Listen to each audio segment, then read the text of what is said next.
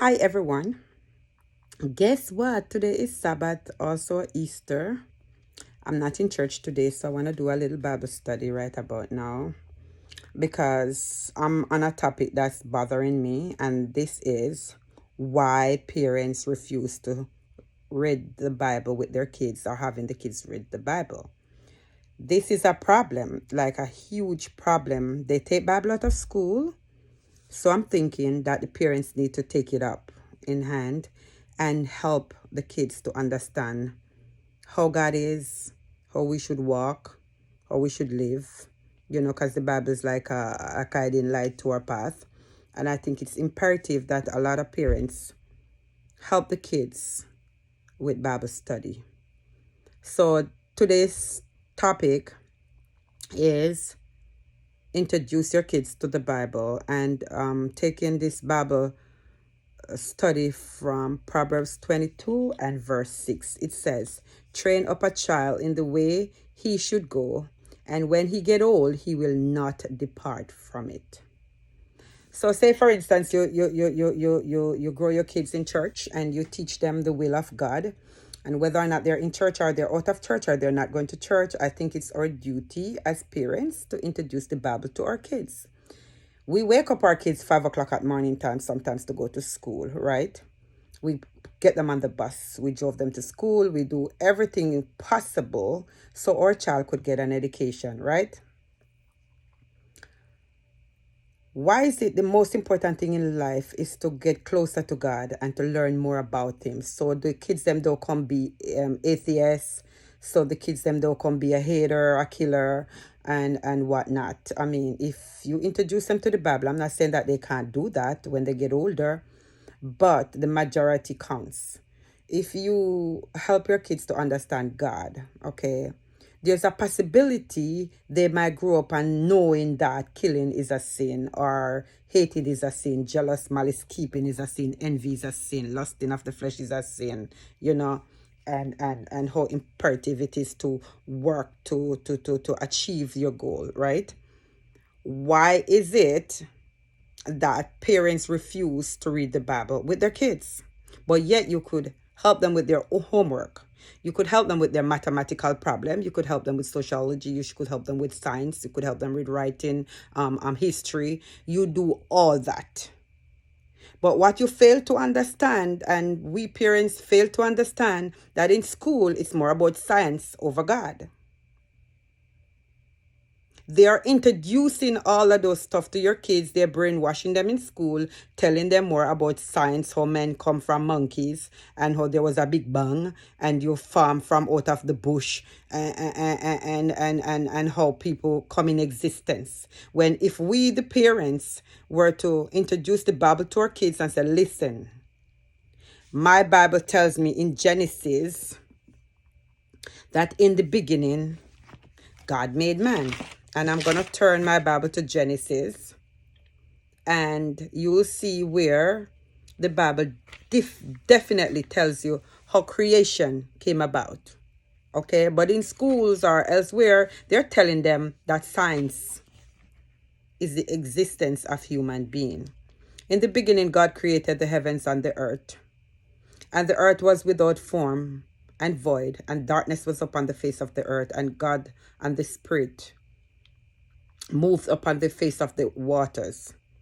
And God said, let there be light, and there was light. And God said, and God saw the light, and it was good, and God divided the light from the darkness. And God called the light day, and called the darkness night. And the evening and the morning were the first day.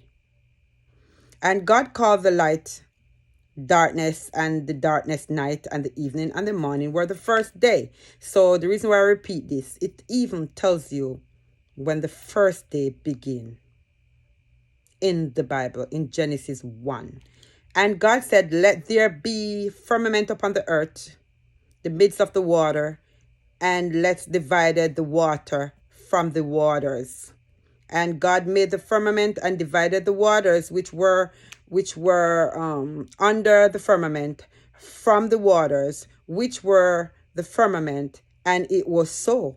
And God called the firmament from the heaven, and the evening and the morning were the second day. God even count down the days in Genesis. And God said, let the waters under the heavens be gathered together unto one place, and let the dry land appear. And it was so. And God called the dry land earth, and gathered together of the waters called sea. And God saw that it was good. And God said, let the earth bring forth grass and herbs yielding, and fruits yielding, fruits after its kind, whose seed in his itself, and upon the earth. And it was so. And the earth brought forth grass and herbs, yielding seeds and its kind, and their yielding fruits were seeds when was in itself, and after the kind. And God saw that it was good. And the evening and the morning were the third day. And God said, let there be light upon the firmament of the heavens, and divided the day from the night, and let them be for signs, and for seasons, and for days, and for years. And let them be for lights in the firmament and the heaven, and to give light upon the earth. And it was so. And God made two great lights, the greater light to rule the day, and the lesser light to rule the night. And he made the stars also. And God set them in the firmament of the heaven, and to give light upon the earth, and to rule over the day and over the night, and divided the light from the darkness. And God saw that it was good. And the evening and the morning were the fourth day.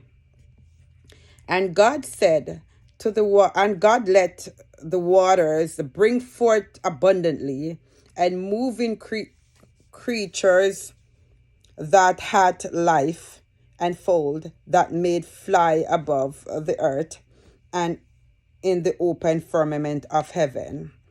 And God created great whales, and every living creatures that moveth, which waters brought forth abundantly upon their kind, and the evening fowl, whether its kind. And God saw that it was good.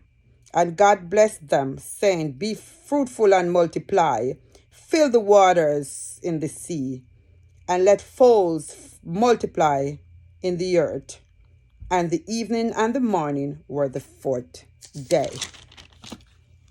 And God said, let the earth bring forth the living creatures upon its kind, cattle and creeping things, and the beasts of the earth and the kind. And it was so. And God made the beast of the earth over its kind, and called and cattle over their kind, and every thing that creepeth upon the earth, his kind. And God saw that it was good. And God said, let us make man in his image, after his kind, after our kind, and let them have dominion over the fishes of the seas, and the fowl of the earth, and over the cattle, and over the earth, and over every creeping things that creepeth upon the earth. So there's more to when he created the earth. It goes down all the way to 31. But I stop where he said let's make man. So you see how many things he made before he made man.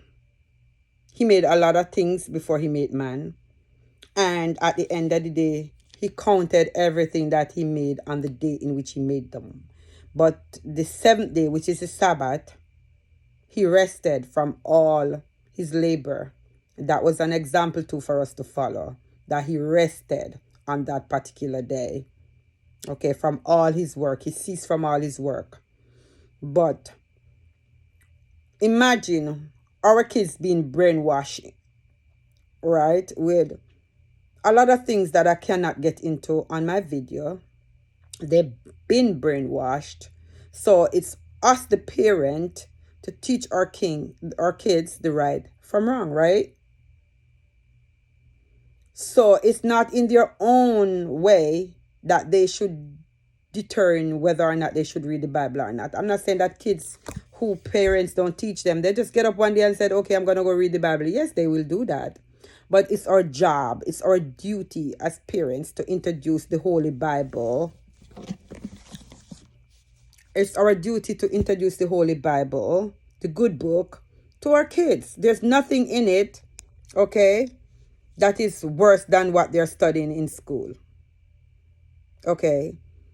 And I just want to take a time out to do that, because I realized that when I spoke with a lot of parents, they don't read the Bible with their kids. They don't send them to church. And I'm not saying that if they don't want to go to church, or if they tell you no, you at least you tried. You tried at your parents to do your uttermost best to introduce them to God.